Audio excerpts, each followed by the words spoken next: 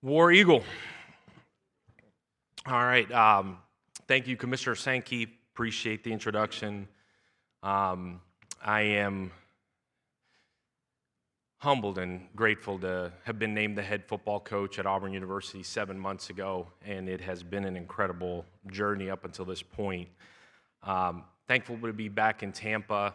We spent just over 3 years here and met some incredible people here, some dear friends. Still, this community was incredible to my family, and I am really, really thankful for my time here, the way we got treated, and the commitment that was made to us here in Tampa. Thankful to Dr. Roberts and our administration and them welcoming us to Auburn, what they've done for us through these first 7 months and giving us the ability to go hire an elite staff, giving us the ability to go build the way we need to. Thankful to John Cohen for bringing me to Auburn, our board of trustees that continues to pour into our program. Beyond thankful to the Auburn family for welcoming us, welcoming my family, and even as late as last night, spending time here in Tampa with a bunch of alums and people that care deeply about Auburn here down in Florida and all over this state. That was a neat event, and thankful to the donors across the country that I've had a chance to go meet from the time I got there, spent a bunch of time in May. Man, the love for Auburn around the country is incredible, and thankful to their support, their continued investment in our program. Thankful to our staff. John gave us the ability to go hire the most incredible staff that I've ever been a part of. Every time I walk out of our staff meetings, I'm just wowed by the professionals that are in there, the men and women that we were able to bring into this program to help us build Auburn back to where it belongs. Thankful to their families and the close to 100 families that chose to move to Auburn and join us in building this new era of Auburn football. Grateful to the wives, the kids, and how many people picked their lives up and came with us that believe in our vision, believed in myself, and believed in what we're doing. More than anything else, I'm thankful to our players, the almost 70 that chose to stay, and then the 40 that came in, and thankful for what they've done. Change is hard. Change is incredibly hard in this day and age, and these guys have embraced the change. And when you come in and things are different, things are not what they're used to, the expectation standards are different than maybe things that people want, the ability to buy in and continuously fight for what needs to be done. I'm beyond grateful to our kids in our program. We are 2 weeks away from camp. Actually, today, report 2 weeks from today, and we're going to go into getting ready for week 1 in the Aflac kickoff game against Baylor. Grateful to be a part of that in Atlanta. Grateful to get in front of our fans in Atlanta. We've got an incredible alumni base. It's going to be an incredible Auburn crowd. Thankful for Aflac for having us in the game. You combine that with 9 SEC games, and we feel like we're set up to have one of the best schedules in the country and an incredibly tough slate to get through for the year that we're beyond excited about. This 2 weeks from camp, we've had a 6-month buildup. Spent a month assembling a roster, retaining a roster, and we've had a 6-month buildup to get to this point. I get giddy thinking about starting football. It's the 3 weeks of the year where the doors are shut, you're with your players, with your staff, and you get to play ball. And that's the part I'm most excited about. You talk about a 6-month buildup. We went through an incredibly hard winter. We made it hard intentionally. We pushed as hard as you can to the limit to get ourselves ready for spring. We went through a long, long, long, hard spring. Talked to our players, and they would tell you it was about as hard as anything they've gone through as it needed to be. And it was hard in a lot of ways.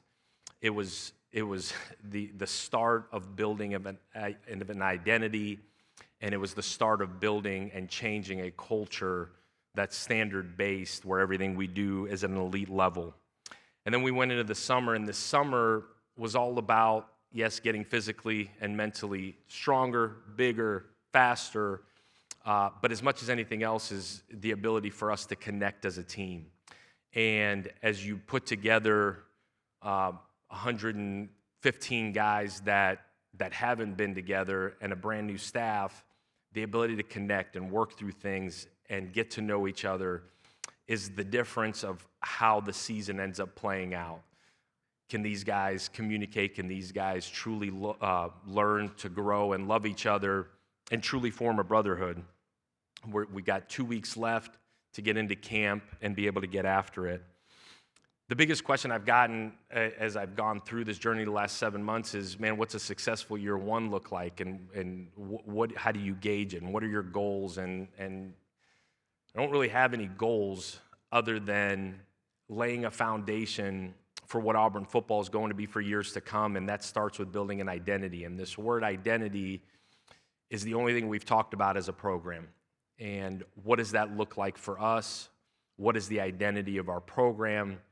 Who are we when people sit down and watch us play on Saturdays?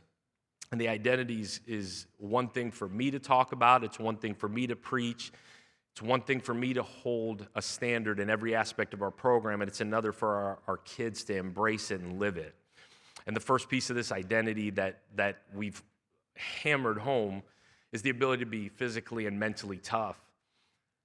That's what Auburn football was built on. Physical and mental toughness. The ability to be the most violent football team on the field every Saturday. Violent. I think that's something you can watch and see.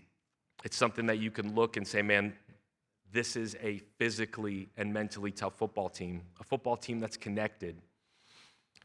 Guys score. Do they celebrate together? Guys make mistakes. Do people pick them up? Create an explosive on defense. Is everybody in there celebrating together? A group that's connected, a group that communicates extremely well, a group that plays for each other, a group that has leadership. Got to have the ability to lead, and it has to come from the guys on the field. I've always said that if a team is coach-led, you'll max out at a level or at a point. When a team is player-led and it's player-driven, you will championships. That's as hard of an objective to reach right now in college football as you can ever imagine, but the ability to lead and then the ability for guys to follow. We've spent a lot of time building leaders. It's got to be the guys on the football field. And a team that's incredibly detailed. We talk about winning in the margins. You watch a team play, and are they detailed in what they do? Is situational football look like the way it's supposed to? Third down, fourth down, special teams, detail in special teams, ball security, red zone offense, tight zone offense, goal line offense, 2-minute offense, 4-minute offense, 4-minute defense, 2-minute defense, red zone defense, tight zone defense, goal line defense. Are you detailed in the margins that win football games? That's what I want our identity to be. If we can leave year one and we have a foundation that's built on our identity, I would tell you it's a successful year one. We have fought like crazy to build a process-driven program where we worry about winning day to day. My job is to set standards in every aspect of our program. It's our players' job to uphold those standards and live them every single day. That's what we've worked on for 7 months. In 2 weeks, we get to go strap it on, continue to build on our identity. And like I said, I'm beyond excited to go kick it off in Atlanta in the Aflac Kickoff Classic. So I'll open it up to questions. Thank you, Coach Golesh. If you have a question, raise your hand. We have Patrick, Aaron, and Ellie. We'll go ahead and start right here in the front. AP, right here to our left, Coach. Hi, Coach. Good morning. AP Stidham of AP As We See It. Coach, can you tell our audience why you selected these 3 players to bring to SEC Media Days, and you can make a few comments about them? Absolutely. We talk about identity and everything that I want this program to be and everything that we represent. There could have been a bunch of guys that we picked. These 3 guys represent every single day this identity that I talk about, represent the standards that we live every single day. Start with Champ Anthony. Champ is a young man that has overcome about as much as anybody in our program. A young man that came from junior college, came in, won a job, was a captain, and has had 2 seasons get cut short by a broken leg and then a broken leg. And a young man, since the day I got there, has one, stood on the table for being at Auburn, leading the right way, bringing others with him on both sides of the ball, on top of being a high-end football player that can play all 5 spots in the back end, and has said over and over again, Coach, just find a way to get me on the field, and I'll do everything in my power to help Auburn win football games. Inspirational in every way. He's the first guy I see every morning when I walk in the building, rehabbing to get right. He's finally cleared. He's ready to rock and roll.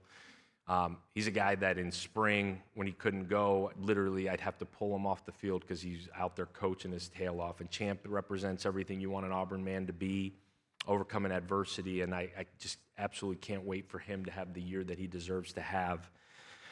Alex McPherson, our kicker, and is the only specialist here at SEC Media Day, as it got pointed out to me. And Alex is another young man that has had an incredibly successful career at Auburn as an Alabama kid that grew up dreaming of playing at Auburn. Another young man, since the day I got there, said, Coach, I just want to do everything in my power to go win at Auburn. And a young man whose 2024 year got cut short. His story's been highly publicized. Talk about overcoming adversity. Really shouldn't be playing football and continues to fight through to be one of the best kickers in the history of Auburn. But at the same time, represents everything you want an Auburn man to be. He's a young man that in winter workouts, talked to the trainers, our doctors. I told his position coach, listen, like this winter workout thing, like this is about to be as grueling as anything that these guys have ever gone through. I need Alex to make field goals. Like, let's kind of have him go over there, work out, kind of on his own. I went up to Alex. I said, listen, dude, like, you're not going to go through this. And you should have seen the look on Alex's face. He's like, I'm not a kicker. I play football here. And as late as yesterday morning at 7 a.m. when he lifted with the developmental group, he's out there running with the skill guys. This is a kicker that we need to make field goals, refuses to do anything other than what everybody else is doing. You talk about our identity, physically and mentally tough, leader. His process is elite, and what he does and how he does it. Almost a 90% field goal guy in his career here. He's another guy that I'm so excited about watching his senior year and seeing him help us win football games because of the way that he's bought in and his process and identity of our football program. And Alex McPherson is an Auburn man as they come. And you talk about Byron Brown, and Byron is a young man that I've known since he was an 18-year-old redshirt freshman that has grown through these 4 years into one of the best football players I've ever been around. Again, you talk about identity, and you talk about process-driven, and you talk about player-led. Young man that has not only developed as a player to become a complete quarterback, but a guy that has developed as a leader. And I've always said this, and I've been fortunate over the last 10 years to be around some special quarterbacks. When your quarterback can be one of the toughest guys on the team, could be one of the hardest workers on the team, could have the most elite process on the team, on top of being one of the best leaders on the team, when it's driven by that quarterback, by the guy that touches the ball every single snap, and both the offense and the defensive guys can point to him and say, that's who we follow, you can do something special. And Byron Brown represents everything that's right about Auburn football and the identity that we're building. And a guy that went into the portal after last season, and you talk about a couple of days where you sit there and you cringe like, man, everybody in the country is going after this kid, and the kid that showed up in Auburn and said, man, what do we got to do to go win? Makes, obviously, me feel good, gives me a level of confidence going into the season that we're led by that guy, and a guy that's worked extremely hard to embrace the guys that were already at Auburn, the guys that transferred in, just everything you could ever want in a young man and a quarterback, both physically and off the field. That's why these three guys, all seniors, all representing what we want our identity to be, and three guys that by the time they get done, hopefully in late January, that are going to be Auburn men for life, that represent everything that's right about the Auburn family. Okay, we're going to stay in the center aisle. Michael Giddens, War Report, Auburn. Coach, bringing your quarterback gives you a jump start on implementing the types of things you're going to want to do offensively. But at the end of the day, if at the end of the season we're talking about Byron Brown as one of the best quarterbacks in the country, what things have to happen between now and then to help make that a reality for Byron and help Auburn achieve their goals on the field this season? Yeah, well, Byron Brown is one of the best quarterbacks in the country, and he's shown that over the years. What's got to happen for Byron is he's just got to continue to be him every single day. And what gives him confidence is everything that we've preached from day one. It's your daily process. It's how you come in that building. It's how you treat people. It's how you take care of your body. It's how you show up to work. It's truly how your locker looks, how you approach getting on the field, off the field, how you communicate on the sideline, on top of how you actually work when it's time to go to work. And Byron's just got to be him. The confidence that he's going to be the best version of him every single day should give confidence to everybody around him, players, coaches, support staff. And ultimately, if he's the best version of him every single day, we'll get to where we got to get to on the field. Coach, we'll go over here to our left-hand side, near out. Hey, Coach, this is Reagan Scarta of Inside Arkansas. At Tennessee, your offense became known for creating explosive plays. Now that you're at Auburn, what's the biggest key to bringing that same level of success to production there? Yeah, Reagan, I think offensive football is about finding matchups in space, and we choose to do it really, really quickly. As we've evolved offensively and as we have to continue to evolve offensively, we've got to use these next 3 weeks once we get into camp to truly figure out who are our playmakers, put them in the best positions to create the best matchups, and do it really, really fast. And if we continue to do that, we've got the right staff to figure it out.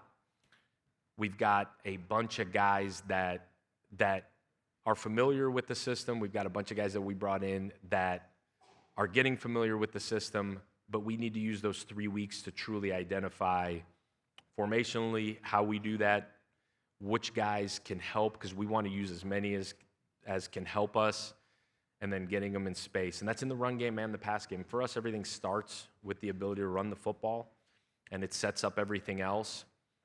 But it's the players in the right formations to then be able to create explosives, because the matchups and the space allows you to do so. It's on us to put them in the right positions. It's on the guys to go execute at a high clip. And we're going to need every single day of those 3 weeks of camp before we start getting ready for Baylor to be able to identify that and then detail it out. Coach, we're going to go to the middle section over on our right-hand side. Hi, Olivia Eisenhower, WCJB Gainesville. In a conference that has so many new faces this season, you're one of a few taking that American to SEC pipeline. Can you speak a little bit more on that relationship with John Summerall and a rematch that'll be all SEC this year?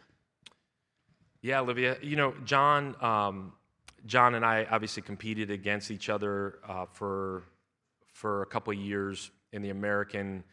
Gotten to know John well. I respect how he works. I respect his approach. I think works as hard as anybody. His players believe in him, which is what you can see when you turn the film on, when you play against them. But I think smart, tough, gritty, and that's what his teams are. That's what he's always been as a coach. Got a ton of respect for him. We've got a long ways before we get to that Week 3 matchup, but boy, it'll be fun at Jordan-Hare Week 3, Saturday night. Okay, we'll be down in front here, second row. Hey, Coach, Daryl Dapprich, Locked on Auburn. Professional Football Focus just put out a stat that other than West Virginia, your teams go faster than anybody in the country as far as running your offense. What does that conversation look like with DJ Durkin, and how maybe defensively he has to adjust and atone for that? Hey, Daryl, that's a great question.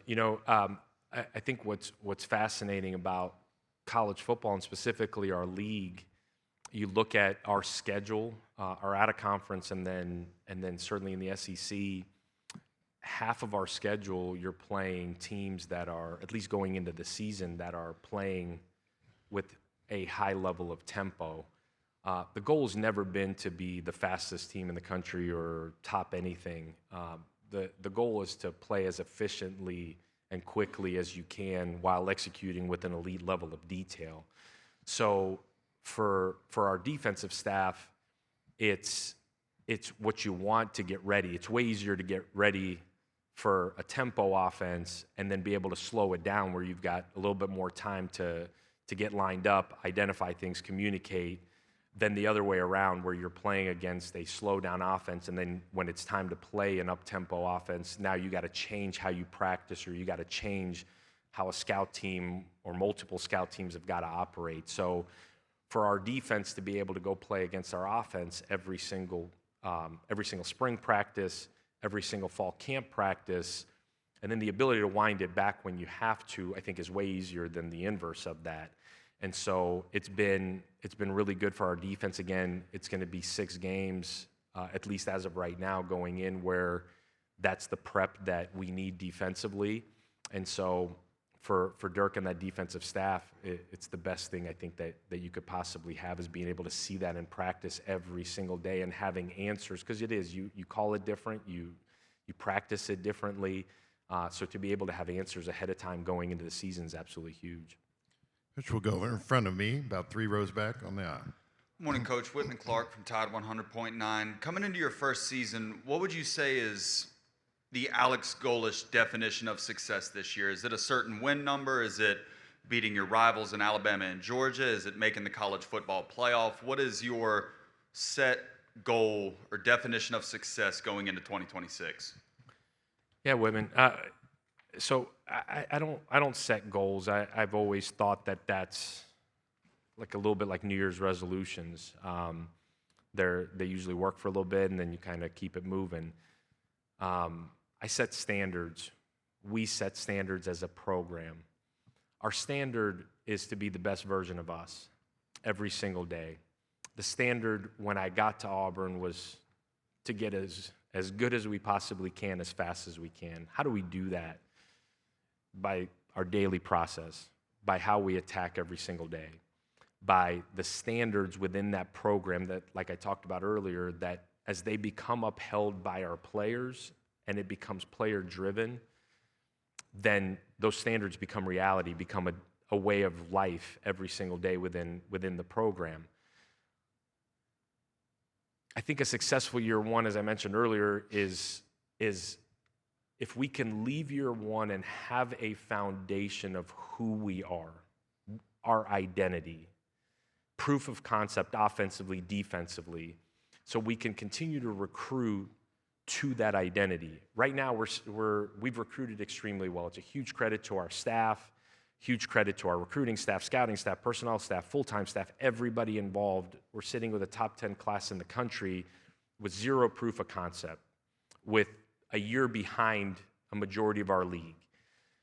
Now, if you can show proof of concept and lay a foundation for what Auburn football looks like moving forward, then you can continue to recruit and, just as importantly, really more importantly, retain to that and develop within your program underneath this umbrella of what our identity is year in, year out. That's how you build a consistent football program. And so year one, that foundation's got to be laid. And what that looks like in win totals will be determined by what we've done the last 7 months and what we do in the next 6 weeks leading up to this week one. The wins will take care of themselves as long as our identity is what it is. If we are physically and mentally tough, if we are detailed, if we are player-led, if we are connected as a team, if we win in the margins, if we take care of what we have to take care of from a detail standpoint, I love where our talent is. We're plenty talented enough to go win every single game. This is a really, really talented league with elite players and elite coaches. And so what wins football games? the teams that can play on Saturdays and score one more point than the other because they have a true identity of who they are. Year one will be successful if we leave it and we know exactly who we are and we've got proof of concept to continue to build to. I have one final question in the middle aisle. Coach Ryan Shapiro, Columbia, Missourian. You picked up a couple of big wins last season at USF. This year, you've got a pretty tough road schedule. What makes you confident in your team, in your system, to go into places like Knoxville and Tuscaloosa to pick up a couple of wins and build that foundation that you're speaking on? Yeah, Ryan, what gives you confidence is the ability to go into every single day and continue to perfect our process. I think confidence comes, real confidence, not fake confidence, but real, authentic, genuine confidence comes from elite level process day in, day out. As coaches, as players, the ability to walk into a Saturday morning, Saturday afternoon, Saturday night, especially in some of the best environments in the entire country, and know that the amount of work that's been put in is what's prepared me for this moment. And that's truly the day-to-day of how we operate. I said going into the summer, we can't waste a day. The confidence comes from not wasting a day. The confidence comes from knowing that you never cheated your process. And that's individually as players, as coaches, as support staff, day in, day out. Because you're right, to go win in some of the best environments in college football, that's why you want to coach in this league. That's why you want to play in this league, because of that. And the confidence comes truly from your day-to-day process. Coach Golesh, thank you for your time today. Thank you. War Damn Eagle.